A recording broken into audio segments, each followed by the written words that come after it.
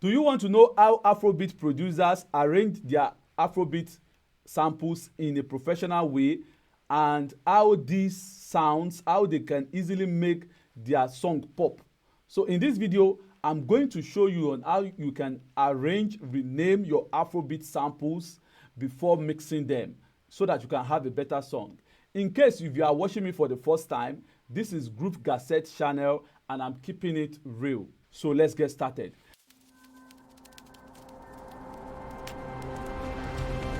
So in the last video, we made some Afrobeat loops and Afrobeat melodies. If you are yet to watch that video, you can probably watch my last video, check my last video out. We have something like this.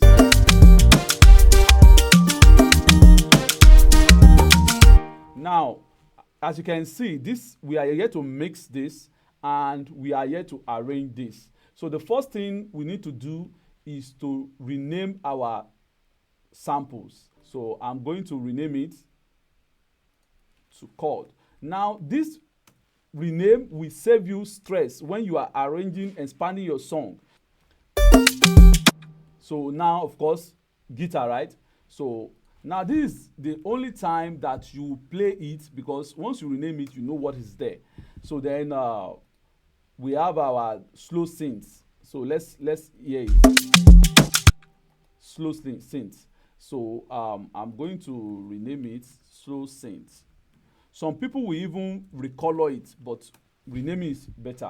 So now we have everything renamed. So the next thing we are going to do is to separate this track. So I'm going to first pick this chord, Ctrl C, X. Can you see? Then I will go to pattern 2, Ctrl V. Then I will click on this box, left click, rename and color. Then I will put chord here. I usually use capital letter. So then I will go back, do the same thing here, the short synth, Ctrl C, S. Then I will go here and paste it, then rename it to short synth. I'm going to Ctrl C, S this base 2 and move to pattern 4. Then I will rename it bass. Now this is going to save you a lot of stress in future. Then guitar, Ctrl C, S, guitar, and go to. Now renaming it, you will know which pattern is empty. Now let's pick the slow synth, Ctrl C, X. So I will go to, so automatically we know it's pattern 6. So I'm going to rename it to slow synth. So I prefer capital letter. That's for me. Synth. Now I'm going to show you something and you will see why we are doing all this. This one here, I'll just say additional sample, just to add to the main Afrobeat loop. So now I have everything here. So let's go here. You will see everything. Add sample, chord. You see, when you are arranging your track, you'll be able to pick, drop, pick and drop, pick and drop. So you know everything. So everything we have done there, you see is reflecting here. So that is why we need to do that. And apart from that, it also has some benefits when we want to mix.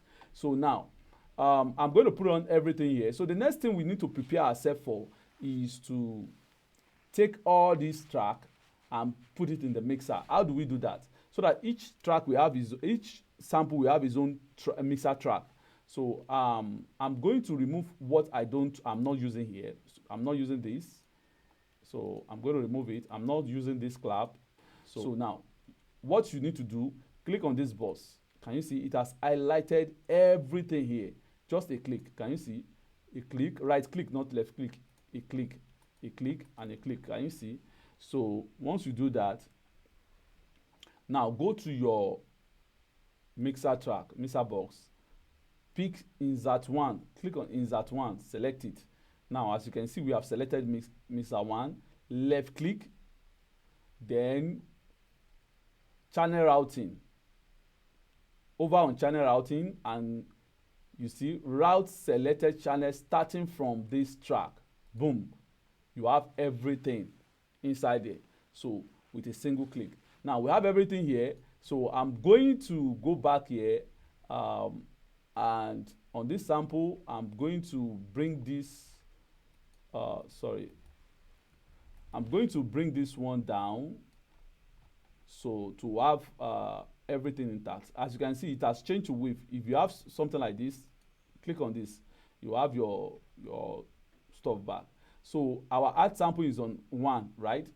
So I'll put it on 1. So I want to follow the channel rack. Chord is goes again, in again. After that, then we have shunt sight. After that, we have bass. After that, then I'm going to lower this down. Then click on this one back. I have guitar. After that, I have slow synth. After that, I'm going to put this one down or up, back.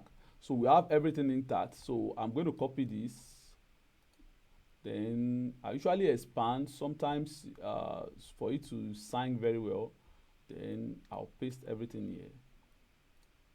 So everything is okay. So let's play it now.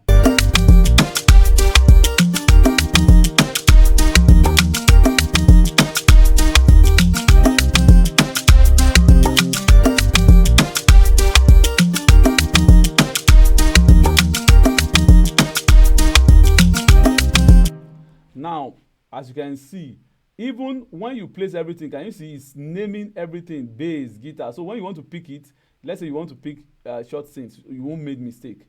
Can you see? So you click on this if you want to pick guitar. Can you see? You click on slow synth if you want to pick it for the next this thing. Then add sample.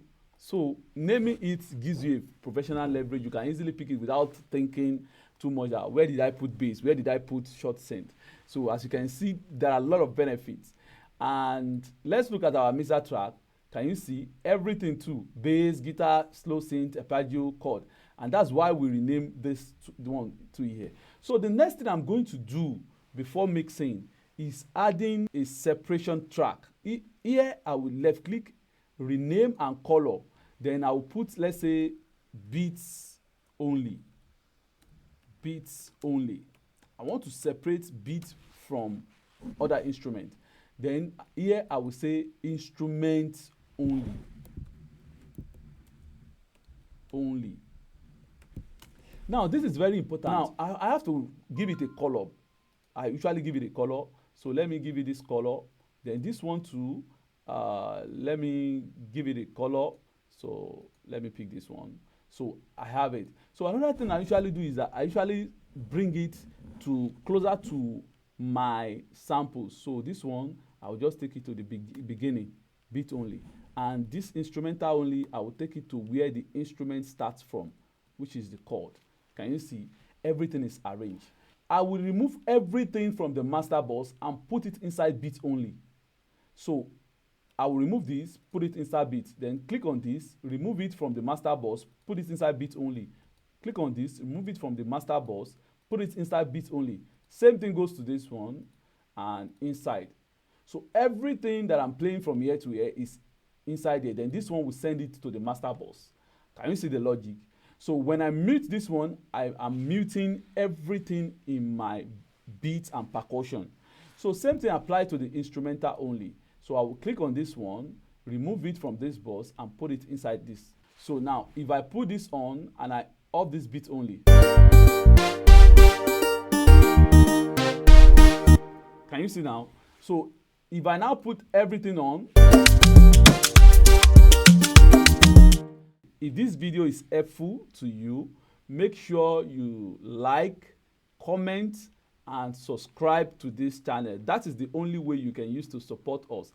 Don't forget to also share to friends. And if you have anything, any comments, maybe you are mixing, your mixing is in another way, your arrangement is another way, you can also probably put it in the comment section and I'm going to reply you very fast. Thank you so much for watching. Peace out.